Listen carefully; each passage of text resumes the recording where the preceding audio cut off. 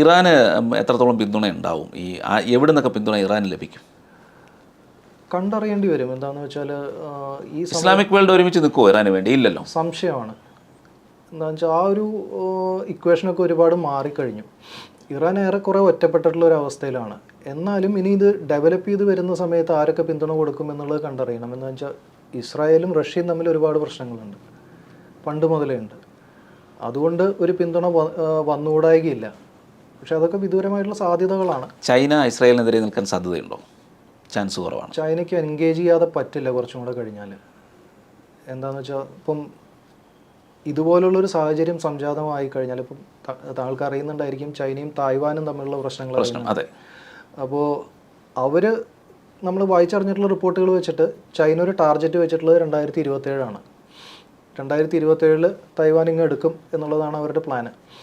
So ഇതുപോലെ ലോകം ഒരു കൂട്ടത്തലിലേക്ക് പോയി കഴിഞ്ഞാൽ എല്ലാവരും അവരവർക്ക് ആവശ്യമുള്ളത് ആ കൂട്ടത്തലിനിടയിൽ നേടാൻ നോക്കും. അതെ, സ്വാഭാവികമായും ഈ തായ്വാൻ ഇൻവേഡ് ചെയ്യുക അല്ലെങ്കിൽ കൂട്ടിച്ചേർക്കുക എന്നുള്ളൊരു പദ്ധതി ഇവർ പ്രീപോൺ ചെയ്യാൻ സാധ്യതയുണ്ട്. എന്ന് വെച്ചാൽ നേരത്തെ ചെയ്യാൻ സാധ്യത 2027 എന്നുള്ളത് ചിലപ്പോൾ ഒരു 6 മാസം അല്ലെങ്കിൽ ഒരു വർഷം കഴിഞ്ഞോ ചിലപ്പോൾ നടക്കാൻ സാധ്യതയുണ്ട്. പക്ഷേ ചൈനയുടെ ലക്ഷ്യത്തിലുണ്ട്.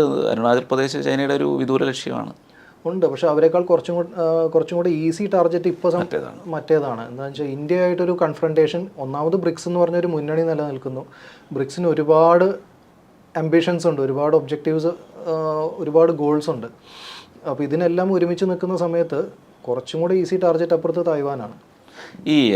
ഇപ്പോൾ ഇത്രയും വലിയൊരു യുദ്ധം എന്ന് പറഞ്ഞാൽ ഇപ്പം ഹമാസുമായിട്ടുള്ള ആ ഒരു ഇത് വളരെ കാലമായിട്ട് നടക്കുകയാണ്. ആ ഒരു ഒക്ടോബർ 7 ആക്രമണത്തിന് ശേഷം അന്ന് തൊട്ട് ഇസ്രായേൽ ഈ സംഘർഷത്തിലാണ്. ഒരുപാട് പേര് കൊല്ലപ്പെടുന്നു. ഇസ്രായേലിൻ്റെ സൈഡിലും നാശങ്ങളുണ്ട്. അതിനിടയിൽ ലെബനനിൽ ആക്രമണം നടത്തി, ഹിസ്ബുള്ളയ്ക്കെതിരെ ആക്രമണം നടത്തി, ഇപ്പോൾ ഇറാനെതിരെയും ആക്രമണം നടത്തി. എന്തുകൊണ്ടാണ് ഇസ്രായേൽ ഇങ്ങനെ ചെയ്യുന്നത്? അതായത് എത്രത്തോളം ആ ഒരു ചെറിയ രാജ്യം അവർക്ക് എങ്ങനെ കഴിയുന്നു ഇങ്ങനെ ഒരു ആക്രമണങ്ങൾ? അല്ല, ഇതിന് ഉത്തരം നമ്മൾ നേരത്തെ പറഞ്ഞൊരു ചെറിയ പോയിന്റിലുണ്ട്. എന്താണെന്ന് വെച്ചാൽ ഇസ്രായേൽ അവിടെ വെറുതെ വന്നതല്ല. സംഭവം ശരിയാണ്, ഇസ്രായേലിന് ആ ലാൻഡിൽ അല്ലെങ്കിൽ ജൂതന്മാർക്ക് ആ ലാൻഡിൽ സ്റ്റേക്ക് ഉണ്ട്, അവർക്ക് അവരുടെ വാഗ്ദത്ത ഭൂമിയാണ്.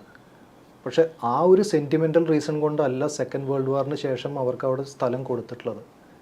അവിടെ ഇവരെ കൊണ്ടുവന്നു കഴിഞ്ഞാൽ ഒരു പക്ഷേ നമ്മൾ പഴയ ഒരു എപ്പിസോഡിൽ പറഞ്ഞൊരു സംഭവം ഓർക്കുന്നുണ്ടായിരിക്കും. എന്ന് വെച്ചാൽ ഇപ്പം വീണ്ടും ഡീപ് സ്റ്റേറ്റിലേക്ക് വരികയാണ്. എന്ന് വെച്ചാൽ ഡീപ് സ്റ്റേറ്റിൻ്റെ ഒരു സ്ട്രാറ്റജി എന്ന് പറഞ്ഞു കഴിഞ്ഞാൽ നമ്മളൊക്കെ കേട്ടിട്ടുള്ള ഹെഗേലിയൻ ഡയലക്റ്റിക്സ് ആണ്.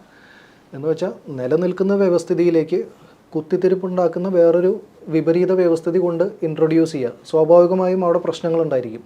ആ പ്രശ്നങ്ങളെ ഉപയോഗിച്ചുകൊണ്ട് പുതിയൊരു വ്യവസ്ഥിതി നിലവിൽ കൊണ്ടുവരിക, സ്ഥാപിതമാക്കുക എന്നുള്ളതാണ്.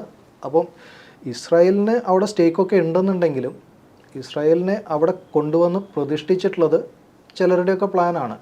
സ്വാഭാവികമായിട്ടും അവിടെ കോൺഫ്ലിക്റ്റുകൾ ഉണ്ടായിരിക്കും. ആ കോൺഫ്ലിക്റ്റുകൾ എസ്കലേറ്റ് ചെയ്ത് കഴിഞ്ഞു എന്നുണ്ടെന്ന് വെച്ചാൽ വീണ്ടും ഒരുപാട് രാജ്യങ്ങൾ അതിൻ്റെ പുറകെ കൂടും. ഒരു വലിയ ഗ്രാൻഡ് കോൺഫ്ലിക്റ്റായിട്ടത് ട്രാൻസ്ഫോം ചെയ്യും. ആ കോൺഫ്ലിക്റ്റ് കഴിഞ്ഞ് നിലവിൽ വരുന്നത് പലരുടെയും പദ്ധതികൾക്ക് അനുസരിച്ചിട്ടുള്ള അവർക്ക് അനുകൂലമായിട്ടുള്ളൊരു വ്യവസ്ഥിതിയായിരിക്കും.